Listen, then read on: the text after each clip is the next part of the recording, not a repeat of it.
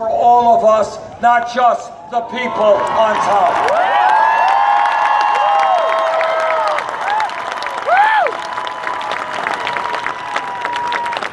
There are communities throughout this country where unemployment rates for young people are 30, 40, 50%. I was in Flint, Michigan a couple of months ago, and I talked to the parents of children who were poisoned by lead in the water. All over this country, not just in Flint, communities are struggling with their water systems. They are struggling with wastewater plants, with roads, with bridges, with airports. Our rail system used to be the best in the world, no longer the case. We can create 13 million good-paying jobs by rebuilding our crumbling infrastructure.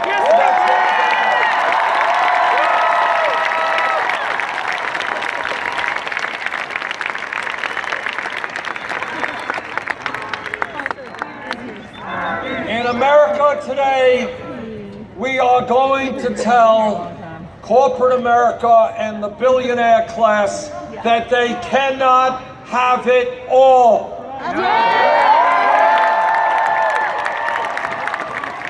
It is not acceptable to me that hedge fund managers pay an effective tax rate less than many working people. It is not acceptable that profitable multinational corporations making billions a year are able to stash their money in the Cayman Islands and elsewhere and not pay a nickel in federal taxes. Together, we are going to remind corporate America and the billionaire class that they will pay their fair share of taxes in this country.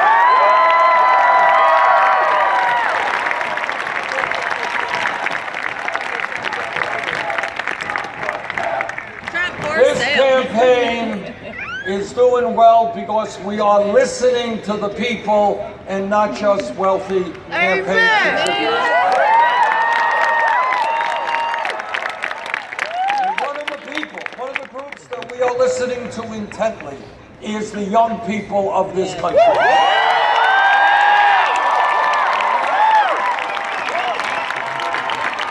Young people are asking me a very profound question. How does it happen that for the first time in the modern history of the United States of America, the young generation today, unless we change the system, will have a lower standard of living than their parents? My dad came to this country at the age of 17 without a nickel in his pocket, and he never made any money. But like millions of other parents, he and my mom worked hard so that their kids could do better than they do. That was called the American dream.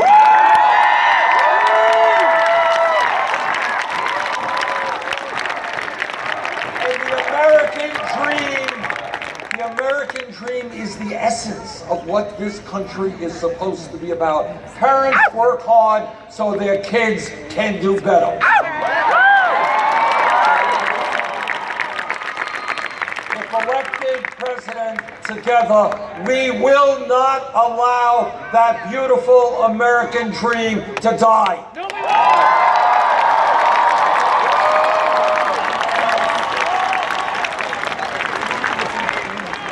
And what young people are also asking me is they are saying, how does it happen that when we do what our parents said, what our teachers said, what our community said, when we go out and get the best education that we can, why do we find ourselves $30,000, $50,000, $70,000 in debt?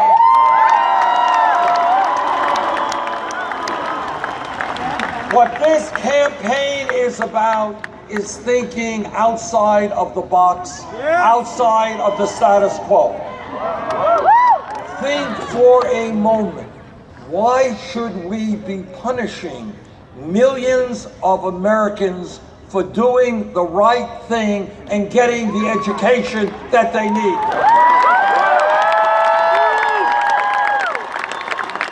We should not be punishing people for getting a higher education. We should be rewarding them.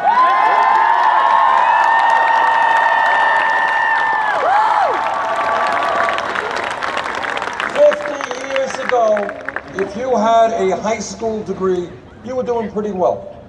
You could go out, get a decent job, and make it into the middle class. The world has changed, the economy has changed, technology has changed, education has changed. And the reality is that today, people need more education.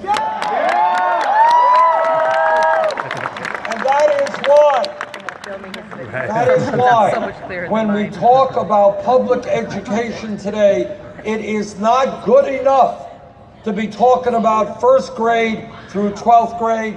We have got to make public colleges and universities tuition free.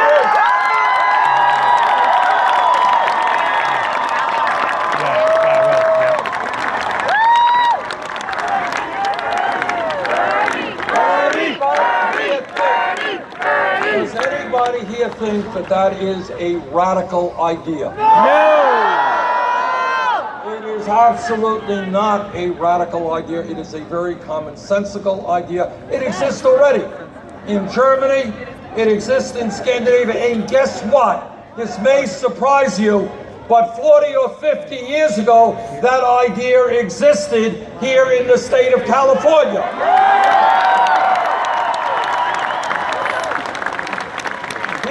California, in New York, and in many other parts of our country, we had great public universities that were virtually tuition free.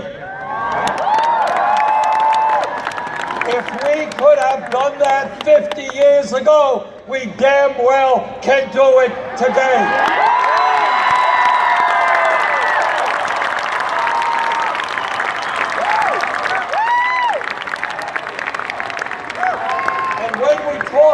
Making public colleges and universities tuition free, I want you to understand the implications of that. It means that today in Sacramento, there is a kid in the 4th grade whose parents never went to college, whose family doesn't have a lot of money. And that child today, in the bottom of his heart, does not believe that there's any chance on God's earth that he or she will ever make it to college. But when we make public colleges and universities tuition free, we are saying to every child in this country, if you study hard, if you take school seriously, yes, regardless of the income of your family, you will be able to get a college degree.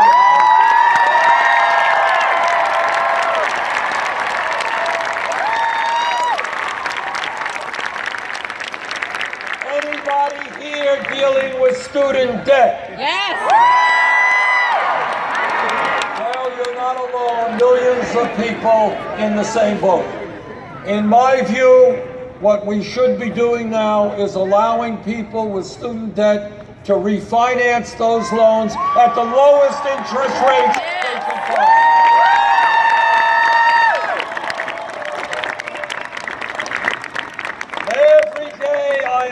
Attacked by the establishment media or by my opponents. They're saying, Bernie, you're Santa Claus, you think it's too big, you're giving away free tuition here, you're lowering student debt. How are you going to pay for it? Well, let me tell you how we're going to pay for it. Tell us, Bernie! Tell me, Bernie! 8 years ago, when Wall Street's greed and illegal behavior drove this country into the worst economic downturn since the Great Recession, Congress, against my vote, bailed them out. Wow. I believe that now that Wall Street is doing just fine, we should impose a tax on Wall Street speculation.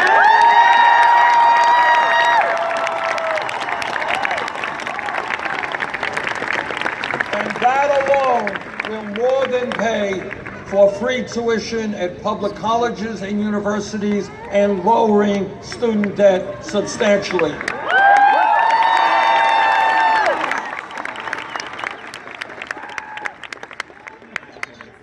This campaign is listening to our brothers and sisters in the Latino community.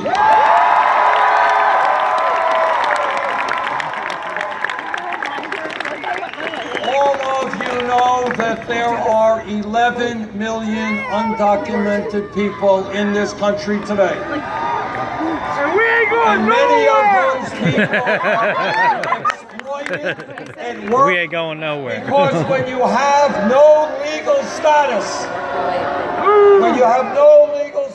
your employer can do anything he wants to you.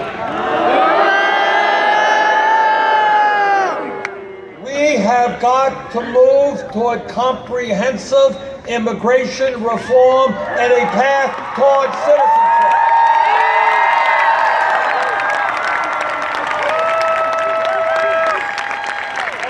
Congress does not do its job in passing immigration reform, I will use the executive powers of the presidency.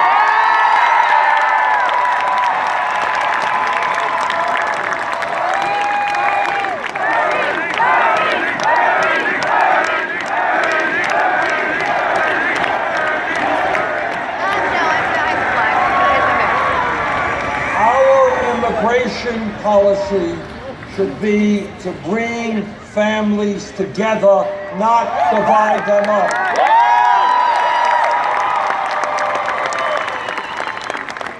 This campaign is listening to our brothers and sisters in the African American community.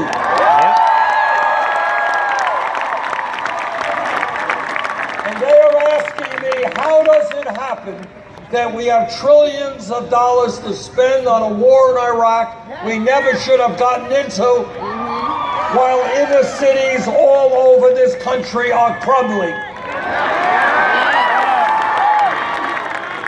Well, if elected president, together we are going to change our national priorities.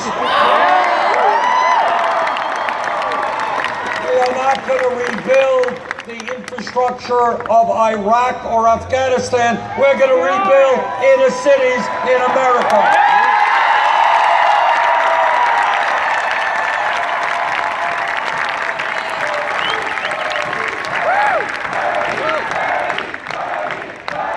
This campaign is listening to our brothers and sisters in the Native American community. Yeah.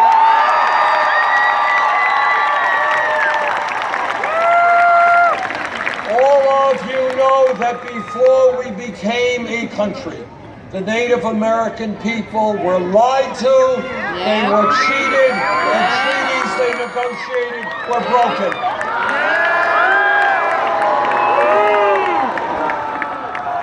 We owe the Native American people a debt of gratitude that can never be repaid.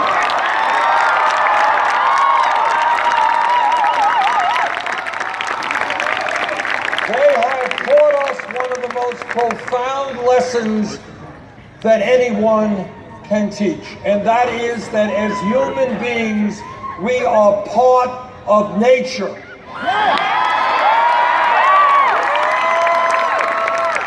That we have got to coexist with nature. And that if we destroy nature, we are destroying the human species.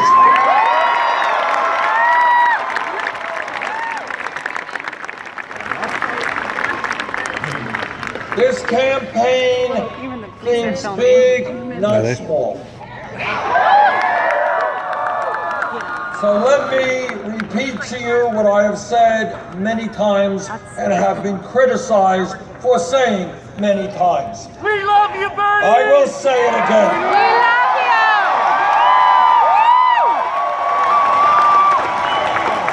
you! And that is, in my heart of hearts, what I believe more strongly than I believe almost anything.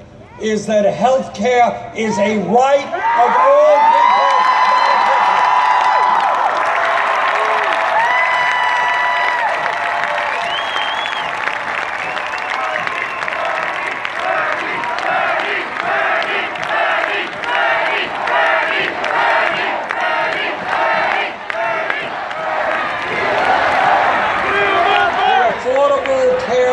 Which I supported, has done a lot of very good things, but not enough. Today, 29 million people have no health insurance. Many of you are underinsured with high deductibles and high copayments. And every one of us here and every American is being ripped off by the pharmaceutical industry.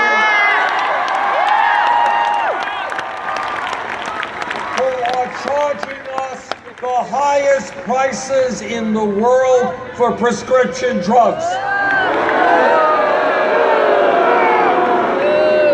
You want to hear crazy? Here's crazy. 1 out of 5 Americans who gets a prescription from a doctor cannot afford to fill that prescription. You have senior citizens and disabled veterans in California cutting their pills in half because they cannot afford the medicine that they need. And yet, last year, the top 3 drug companies made $45 billion in profit. Now, I understand that here in California, you're going to have a proposition on the ballot to lower the cost of prescription drugs.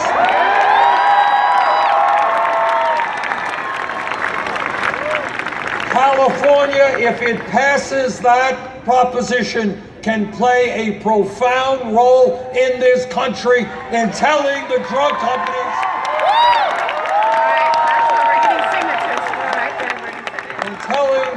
companies that their greed cannot continue to kill Americans who cannot afford the prescription drugs they need.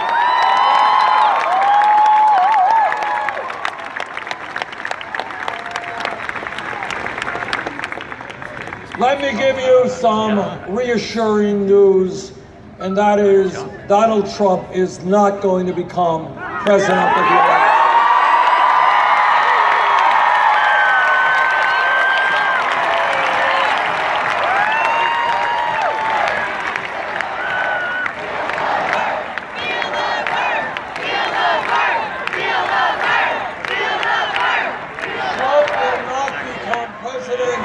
Because in poll after poll, we are beating him by 12, 15, 20 points.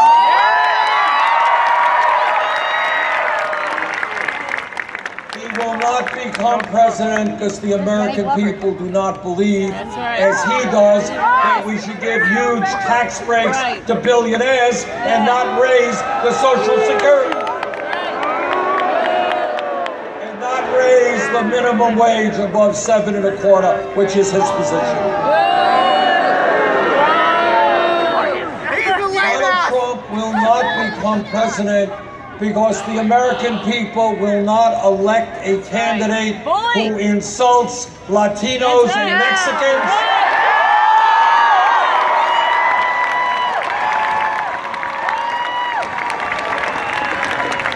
Who insults Muslims,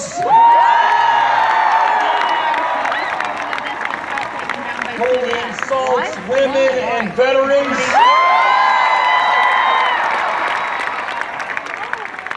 who insults African Americans. Let us not forget that Trump, before he ran for president, was one of the leaders of the so-called birther movement. And that was a very, very ugly effort to try to delegitimize the first African-American president we have ever had. That's right. Donald Trump will not become president because the American people understand that our strength is in our diversity.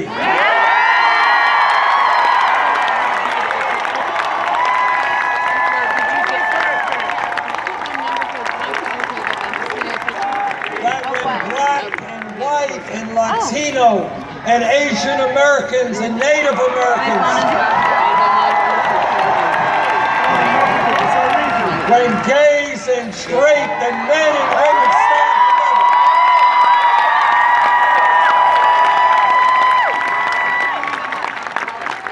that is when we are strongest. And the American people understand that we are great when we support each other. When your family is in trouble, our family is there for you. And when my family hurts, you are there for us. That's what America is supposed to be.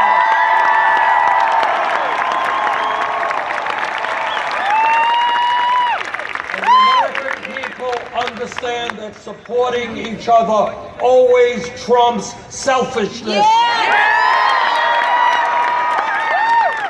And most importantly, the American people understand what every major religion on earth has always taught us, is that at the end of the day, love always trumps hatred.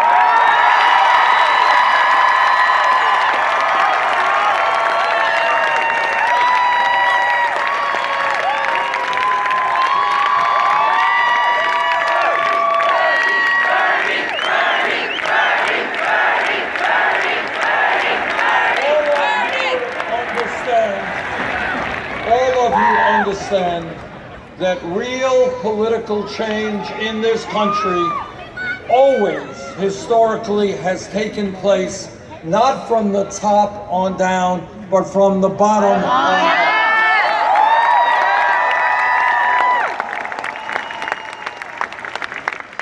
100 years ago, when workers had no rights, when they were working 7 days a week and 12 hours a day, when children were working in factories, workers stood together and said, enough is enough. We are going to have dignity on the job. We're going to form trade unions.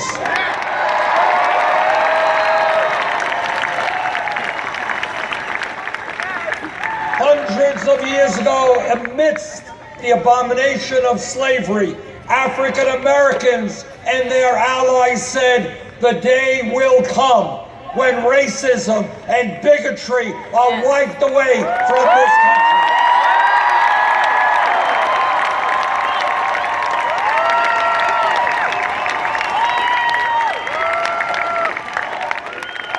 And people at the grassroots level struggled and were beaten and were killed and went to jail to fight to make America a non-racist society. 100 years ago today, women in America did not have the right to vote, could not get the education or the jobs they wanted. But women stood up and fought back.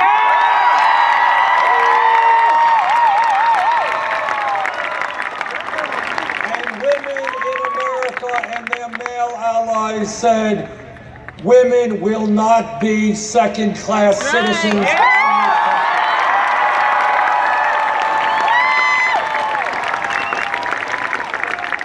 For decades, against incredible hatred and bigotry, the gay community and their straight allies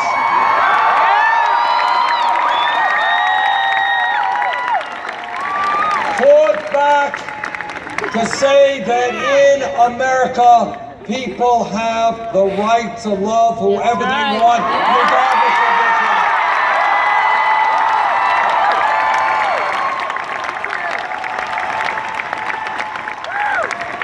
Brothers and sisters, that is how change takes place. Amen. Change takes place when people look around them and they say, you know what?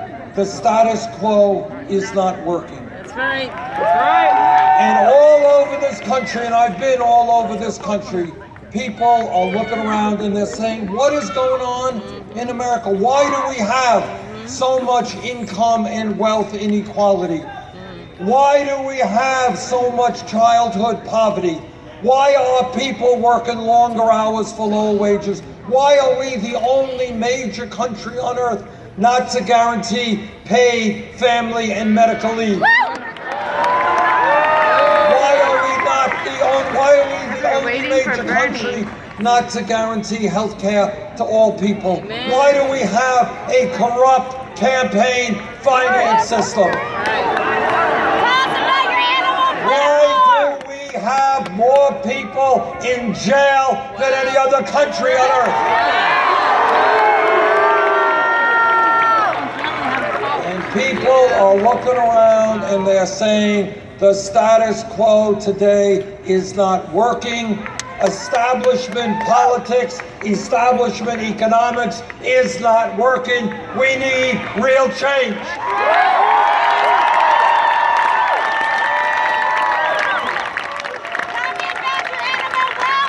And that is what this campaign is about. This campaign is honest enough to tell you that no president, not Bernie Sanders or anybody else, can do it alone. The only way we transform this country is when people all over America, by the millions, begin to stand up, fight back, and demand a government that represents all of us.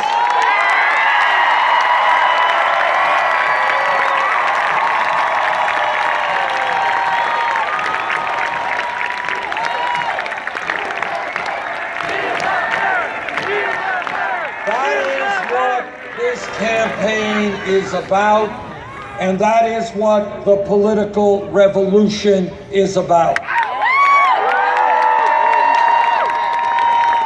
On June 7th, here in California, you are going to have an enormously important Democratic primary. If the voter turnout is high, we will win and we can win big.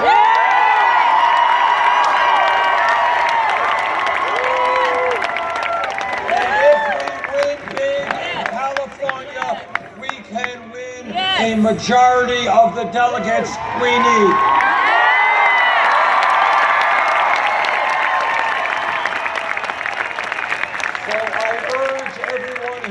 To vote, mail it in, or do whatever you have to do. What about Bring the out animals? your aunts and your uncles, your co-workers, your brothers and your sisters.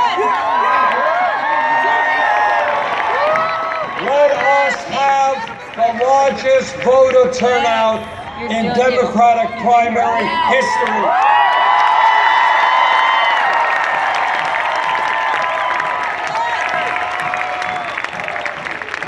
And let the great state of California help lead this country into the political revolution.